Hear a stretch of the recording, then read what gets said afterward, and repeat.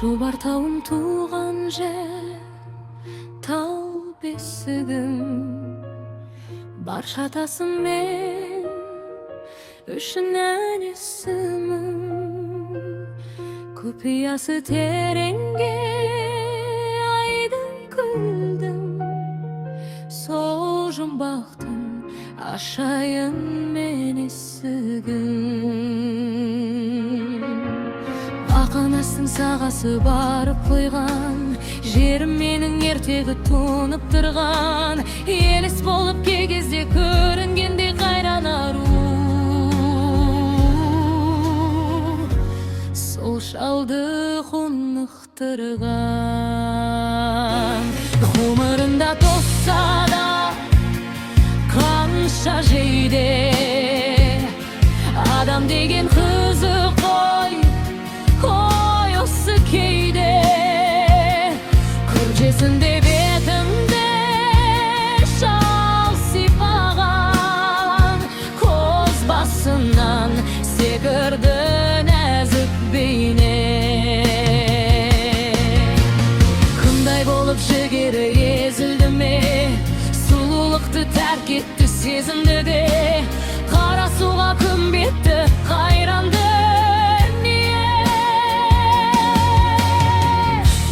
Қанаты бар құспын деп сезімді ме? Құшақ қалып айдың көл аршатасын, талықсыды жылаумен шаршағасын. Мәңгі ұйқыға бөлінген айдай ару, қалай ғана қиды екен бар шатасын.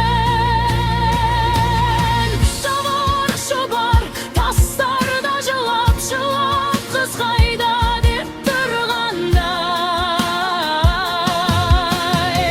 Әттең бірақ жасырса да тереңге сол бір сырды атымдап, сол ғана дәтке құлап. Куә болар қашанда бұл аңызға, шұбар тауда би болған үш абыз бар.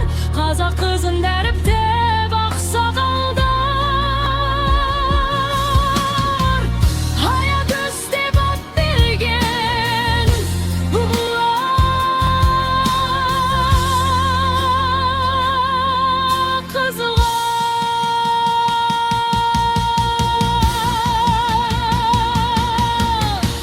Өмір қысқа қонақ біз, қасқағым сәт, айтар ойдың оқырман астарын тап. Бұлақ қыздың қығы біздер үшін мәңгі есті қалатын жауқазын шақ.